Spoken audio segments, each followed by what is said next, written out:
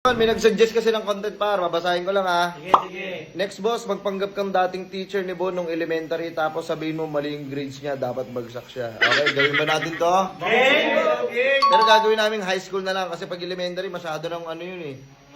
Tagal na masyado. Kasi ilan taon na yung agwat eh. Oh, tsaka ano, for entertainment purposes lang to, huwag nyo masyado seryosohin. Let's go! Ay, man! Dito pala kayo, man. Sup, man. Uy, busy ka sa ano mo, ah. Sorry boy. Anong dala nyo? Lagi, anong dala nyo? Ay, wait lang. SNG Beauty to, ah. Good afternoon. Ito na, salamat, ah. Para sa akin yan, pre. Good afternoon. Salamat, pre, ah. Ay, wait lang pala. Bago. Hello, good afternoon. Sabi ko, good afternoon. Wala ba nakikinig dyan? Walang tao? Sorry po. May tao pala. Ano, susungit nyo ah. Sir, Ang tataray nyo. bakit? Hey, sir. good afternoon. Good afternoon po. Bakit po? Bon Earl, Uy, right? kilala niyo po, sir? Hindi ba ako naalala? Ay, hindi po eh. Ako yung teacher mo sa MAPE, Ogag. Sumapil lang kailan po. Teacher mo ako ng first year. Naku, hindi ko na matandaan. Sino ba teacher natin ng first year? Si Sir Rabanera ako yun. Sa Rabanera. Rabanera ako. Hindi ko ta. MAPE teacher nyo Sobrang ako. tagal na kasi, MAPE. Tsaka hindi po ako gano'ng interesado sa MAPE. Dahil ano, ay, interesado ako sa pagka-music or ano, pero sa iba po hindi. Yeah, actually, nandito ako para kamustahin ka at kausapin ka para balitaan kita dun sa grades mo. Kasi balak ko sanang kunin yung grades mo ulit. Bakit to, sir? Ibabagsak ko. Uy, grabe naman kayo, sir. Wait lang, sir, ha? Oo. Ibabagsak niyo ako, sir, eh. Oo, mali yung nabigay ko na grade pala sa'yo noon.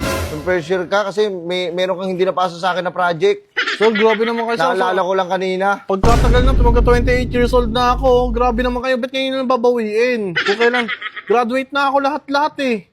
Pambira dapat nung una, ang ganda nga ng trabaho ko ngayon, sa tutusin na sir, nakapag-scholar pa ako dahil sa grade ko na yun eh. O kaya nga babawiin ko eh. Mali pala yung nabigay ko sa'yo dun, di ba, 91 ba yun? Oo, 91 pa. Oo, sir, ano ka sir. lang pala, 72. Wait lang, grabe. Grabe naman kayo, sir. Eh, pasok na muna kayo, sir. Tara, pag-usapan natin sa loob para maayos Grabe natin to. Hindi. Tara. Grabe yung 72, sir eh. Good afternoon. Ito, makulit to sa klase. Uy, alam niyo. Sorry sir. Bibigyan kita ng isa eh. Tagal mo sir, naalala mo pa rin ako? O, naalala kita eh. Kaya makulit. Yung tumatak sa short. Hindi ako yun. Gabata yun, sir. Kaya ikaw yun. So, grabe mo, sobrang tagal na natandaan niya pa yung project ko eh. Kayo nga, hindi ko na kayo alas matandaan. Ako yung ngayong teacher mo sa MAPE eh. Di ba, may pa-project ako noon na buksan nyo yung katawan ng prag. Hindi nyo nagawa. Sa science yun eh. Ha? Sa science yun eh. Sa science ba yun? Hindi, sa MAPE may ganun din kami. May ganun ba yun? Nagtuturo ko sa MAPE, oo. Tsaka nagbukas kami, second year na ata kami nun. Nakalimutan ko na sir, man na kasi. Yun yung problema natin eh. Kaya andito ako para bawiin yung grade na yun kasi hindi mo deserve yun. Dapat sa'yo, Uy, 72 grabe. lang. 72, ayos na yun. Sir, yung 74 nga, bagsak na, 72 mo pa, grabe ka naman. Bagsak na, babagsak ko pa. Kukunin mo, hindi para sa'yo yun eh. Hindi mo deserve yun.